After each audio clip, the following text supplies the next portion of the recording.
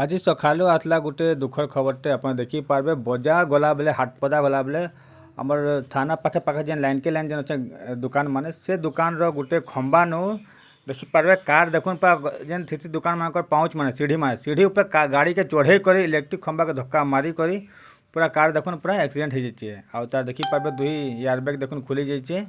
ବର୍ତ୍ତମାନ ଘଟଣାସ୍ଥଳୀରେ କାହାର ଜୀବନଟା ହାନି ହେଇଛି ବୋଲି କିଛି ସୂଚନା ବର୍ତ୍ତମାନ ଏହା ଦେଖ ନାଇଁ ମିଲବାର୍।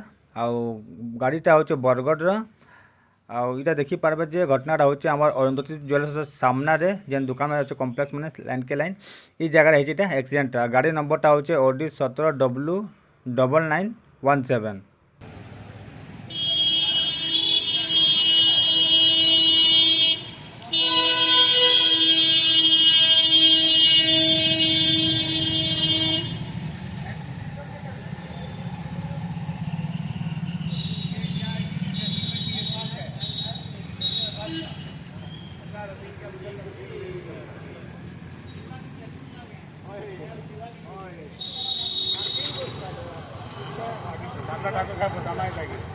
বসামা বুঝিবা দিতে আমার